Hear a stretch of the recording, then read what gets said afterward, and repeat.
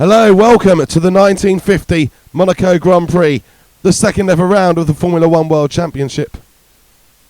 And we see Louischiron, of course, reaping the benefits of winning at Silverstone by being on pole here. However, the game already, in only the second race, I was hoping this was going to go right for at least a while. I knew this was going to be a problem at some point, but Farina was supposed to start 19th after clumping the curbing at Silverstone and going out of the race, but the game will only let him start second unless I want two Louischirons. So Farina's earned a bit of a reprieve, and he is starting second, which means everybody else goes down a place, back to 19th position. So that is what we're going to have to work with. So Farina will be grateful for that, I'm sure.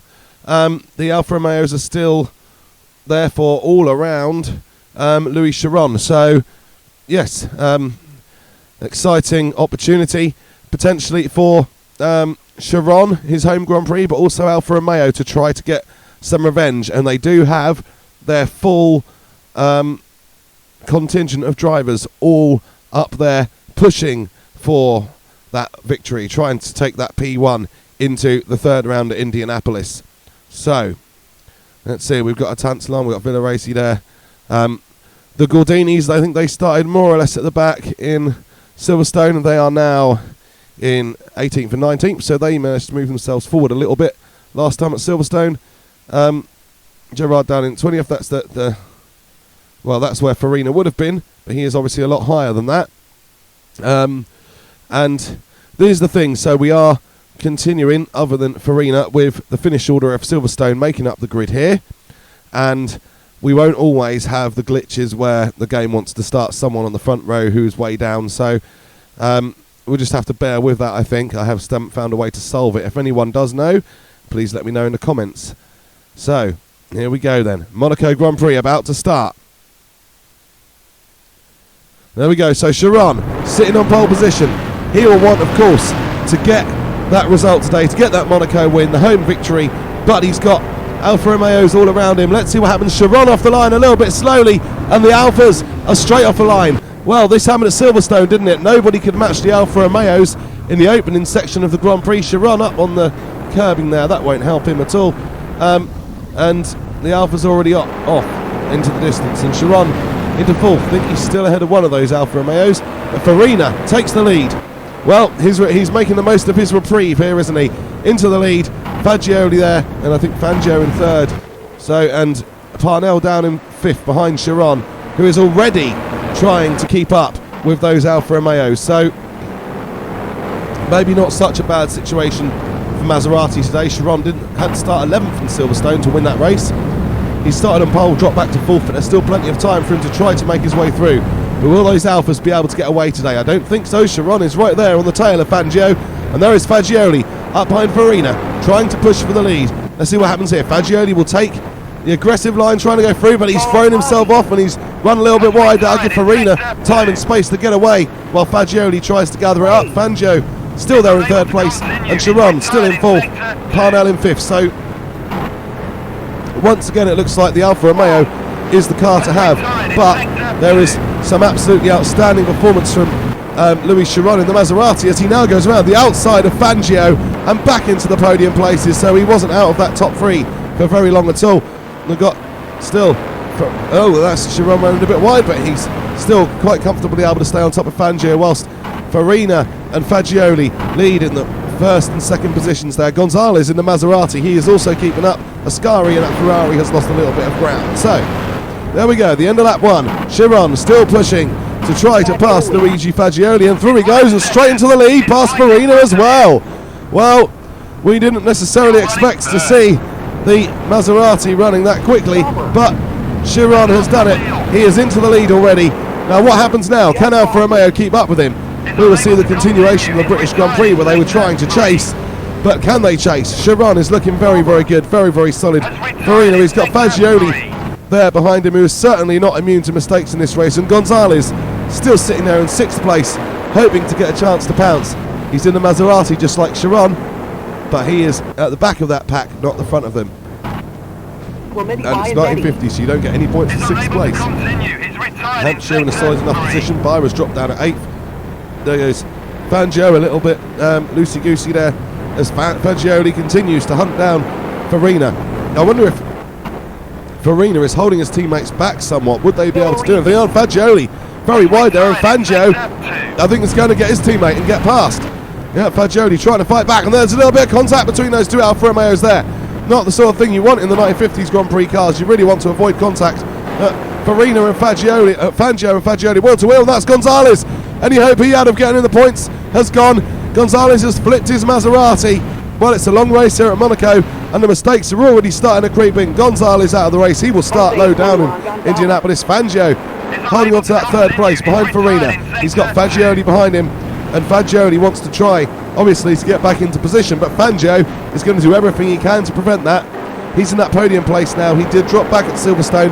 He doesn't want that to be the case here. He wants a good, solid result. Chiron, 2.3 ahead of Farina. Fangio, then 4.4 behind the race leader, 2.1 behind his teammate. Fagioli says he's 8 tenths off. He's closer than that. Well, he is at times anyway. And then we're looking back to see where Byra and the lead Ferrari of Ascari are as well. And Bonetto is not running too badly in that Maserati. He's going quite quickly. So, well, remains to be seen how this race is going to pan out. But louischiron is looking more and more secure. He is getting away. And this is fantastic news for Maserati. If louischiron gets away and can win the race, he's going to have a nice little championship lead. Despite the Alfa Romeos being there again, and the Alfas, it's even more imperative that they now finish as high as they can to reduce the damage done, because Chiron is away and surely going to win this race unless he has an issue, because he's looking very, very good. And a home win for the Monegasque, it would be fantastic, absolutely fantastic. And let's see what's happening with the Alfas behind, because Fagioli for the first time hasn't made a mistake at the hairpin there, and Parnell still in 5th, seems happy enough to sit back behind his teammates there. Ascari has lost a little bit of ground. He's now got Byra's Maserati up behind him. Byra's starting to find a little bit of pace. There's Fangio closing down Farina. Fangio would love to get into that second, and then hopefully he can do something about Chiron and give us a little bit of a race to enjoy. But here's Farina now coming down to the chicane. Fangio, he's got very wide and flips, and that's Fangio. Whoa! Well, he's got a nice view of the rest of the race from the top of the boat, I think. But wow, what an incident. Fangio is off and he's out, and there's been more happening as well. Ascari has gone off, so there was more chaos after Fangio's incident, I think. But it is Farina, Fagioli and Parnell, the 3 Alfa Romeos, now into 2, 3, 4 as Fangio retires from the race. So he is going to have a big battle in Indianapolis, because he'll be starting from further back. Ascari into 6th place. Can he hold on in that Ferrari? We know Ferrari have not quite got their car sorted as much as they would like to yet, and there's that Bonetto going inside. But yeah, Byra's already passed Ascari. Bonetto now going inside in Maserati, making it clear that they want to catch their other cars up to the Alfa Romeos. And this is not the best of news for Alfa Romeo, because the Maseratis are clearly quicker, and more Maserati drivers are coming into the frame to challenge those Alfa Romeos now. Farina still in 2nd place, Fagioli in the 3rd behind him, and Parnell in 4th. Still Alfa Romeo maintaining the 2, 3, 4, but Chiron is long gone. And Fagioli, I think, is trying to have a little look at Giuseppe Farina. Will he be able to make that work? Well, we'll soon see. Pian started right down in the back. He's his debut today, so he did start at the back, but he's already up into 8th, so he's having a good race. There's Fagioli trying now to hold back Regparnell. I think he made a little bit of a mistake at the hairpin. Once again, Chiron, there we go, leading the race, home race, well clear. It's been a great start to the Formula 1 World Championship era for louischiron. He's a veteran, but the younger drivers, well, they say younger, they're not that young, because they've lost quite a bit of their peak of their career due to the Second World War, of course, but they're still younger than Chiron, but they're not able to beat him. And there's Leve's Talbot already being lapped, and he's gone into the pits. He's obviously got an issue and wants to stay out of the way of those much faster cars behind him. Look at Byra! Byra's coming up, and he's in the 4th place in that Maserati. This could well be a strong finish for Maserati, at least a double podium. And Fagioli's got to try to keep Byra behind for as long as possible, because he is definitely now a threat, I would say, to Giuseppe Farina's 2nd place. And the race is unravelling for Alfa Romeo. They appear to have the pace at the start of the race, and the longer the race goes on, it just unravels more and more for the Alfas. And Farina's still in 2nd at the moment, but now Byra is up behind him in 3rd place in a very quick car. We know how quick that car is, because Chiron is showing it very well. And Byra, who wasn't able to make much of an impression in Silverstone, but still took a couple of points, Had a poor start here, but he has recovered from that, and he's found some pace and endurance, and he's now up into third, but he's got every chance of stealing that second place from Guiseppe Farina.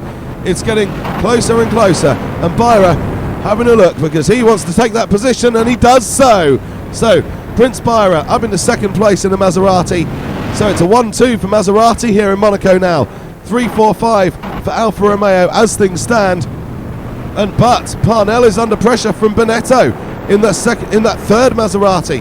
Is Bonetto going to make his way through? Parnell trying his best to hold him off, racing a bit wheel to wheel like Fangio Fagioli earlier, and Fagioli has made a major error, and he's slowing and he's delayed. Was that Bonetto or Parnell he's delayed? I couldn't quite see, but Fagioli is going to be out of the race, so that's 2 of the 3 Fs out of this Grand Prix, and that means they're both going to be starting from back. Well, we should see some action in Indianapolis, especially with the pace the Albers have earlier. Oh, that's another car off. Who is that? I didn't even see who that was. But it's creating more and more chaos. Is that Byra? Chiron wins the race. We haven't even seen. There's so much going on that we haven't. No, Byra's second. I think that was Bonetto who went off. So much action. We didn't even see Chiron cross the line. But Chiron does indeed cross the line. Bonetto, I think, had just passed Parnell, but he has gone off, and that will hand the position back to the Alfa Romeo, which is a massive relief for them. They have certainly not had a strong race. But with Fagioli going out, there's only 2 Alphas in the points, and look at that, Hampshire it was in the Maserati who managed to pass Parnell as well when all of the chaos started to happen. So the result here then, louischiron wins the Monaco Grand Prix.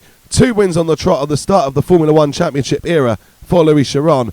Second place for Prince Byra. So a 1-2 for Maserati, and a 1-2-4 in actual fact. Farina held on for a podium. Following his reprieve, he's still got a positive result. So held on for third place on the podium.